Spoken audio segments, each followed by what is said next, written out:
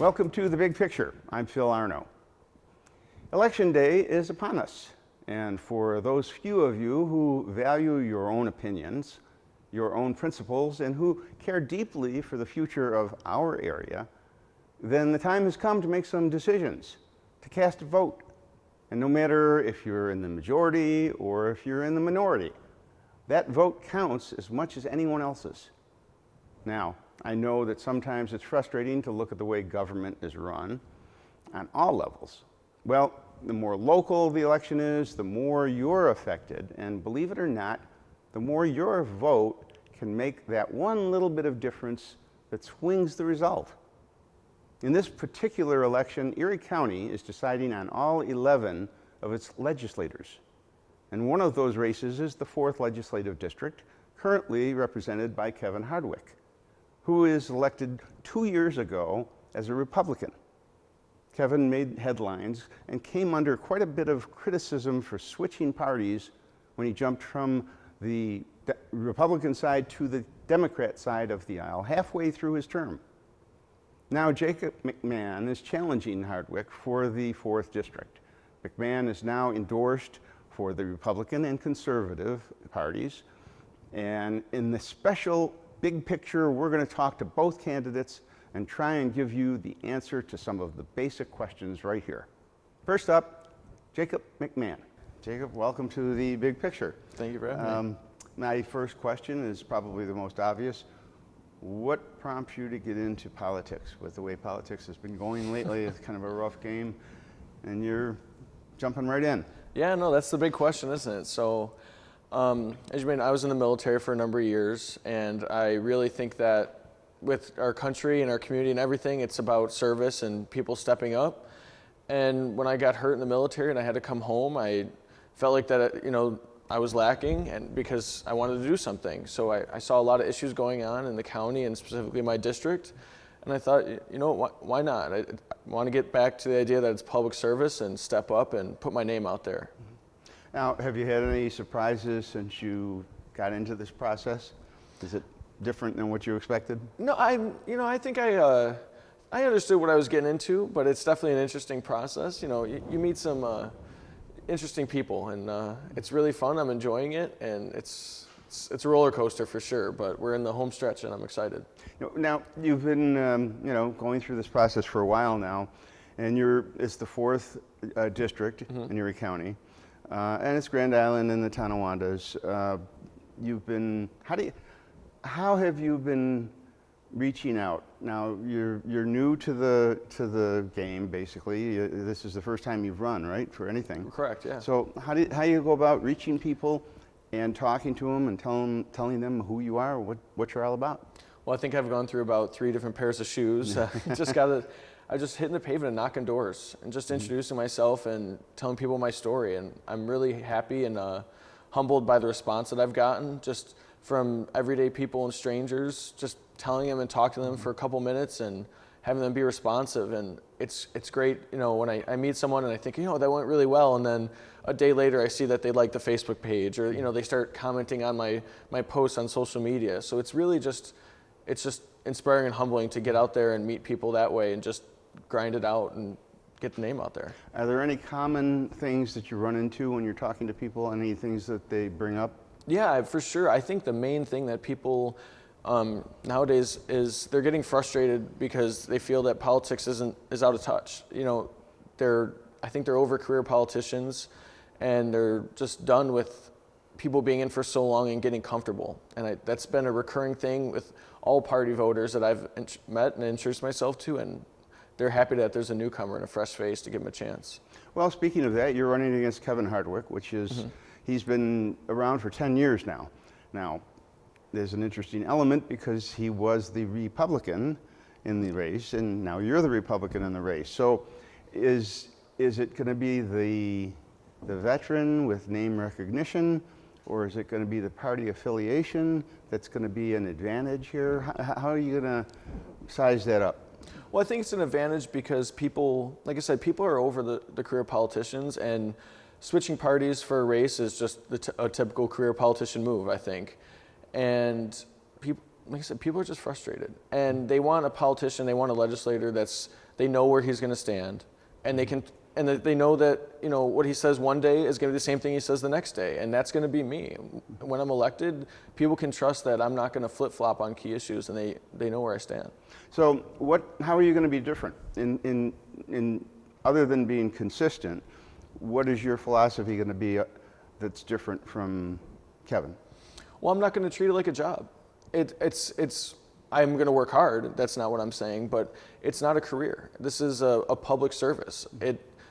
Originally I believe it was intended for an average everyday person to step up and represent his community, and I think we've gotten away from that. And I want to start bringing that idea back into politics. That this is not a career. This is not a stepping stone to make yourself look better or improve your name recognition. This is legitimately just a public service, and I believe in that. And what do you think of some of the biggest issues here in Erie County that you can attack and make a difference in?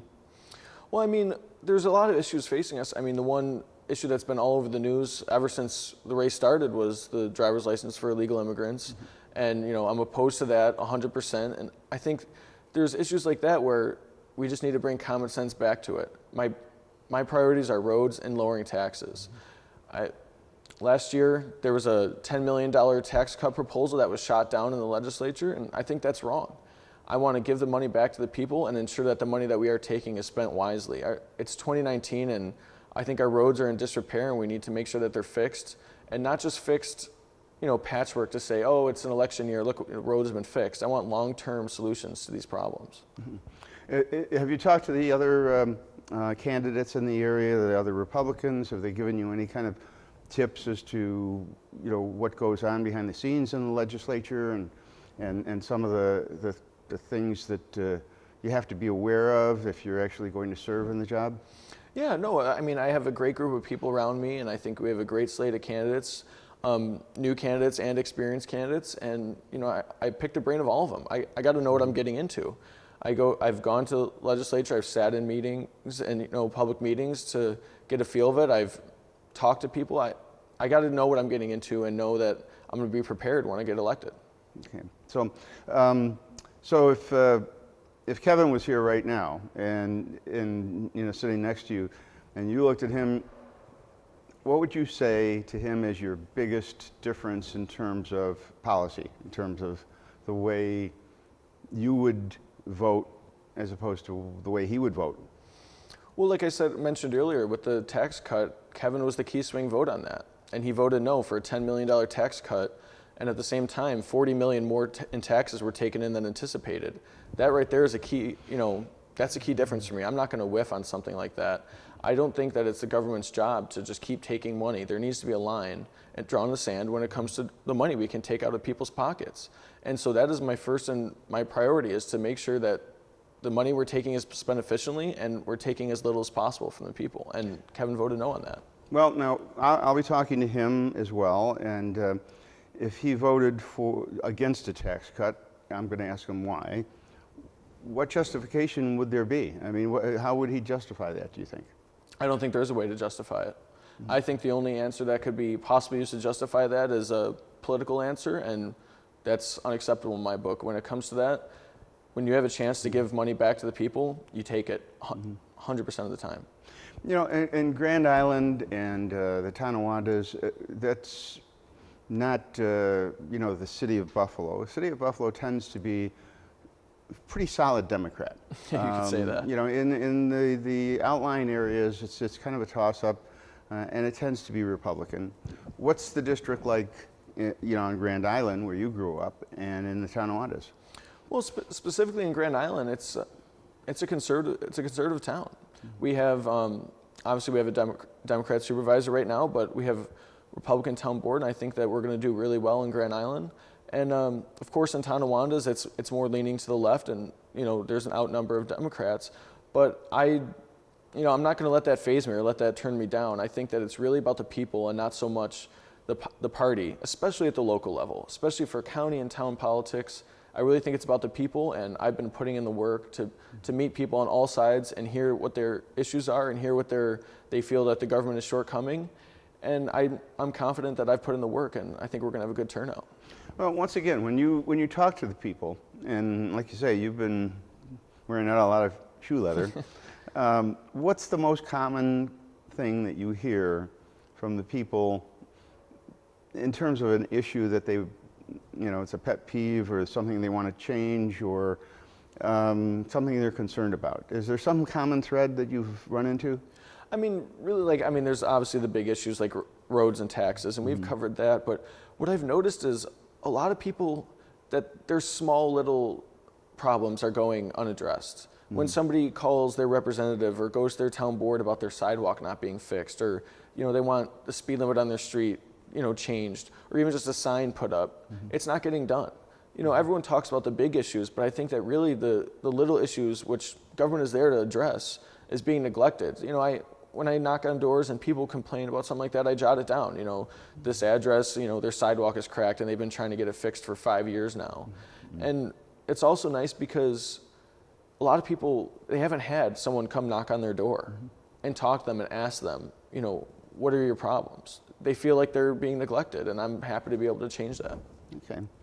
Well, we're going to take a break, and when we come back, we'll talk about some of the other races in Erie County. We'll talk about what you think about the county executive race, and maybe get into a little bit more about your district and what you look forward to in the next few days when the election rolls around. Sounds great. We'll be right back after this.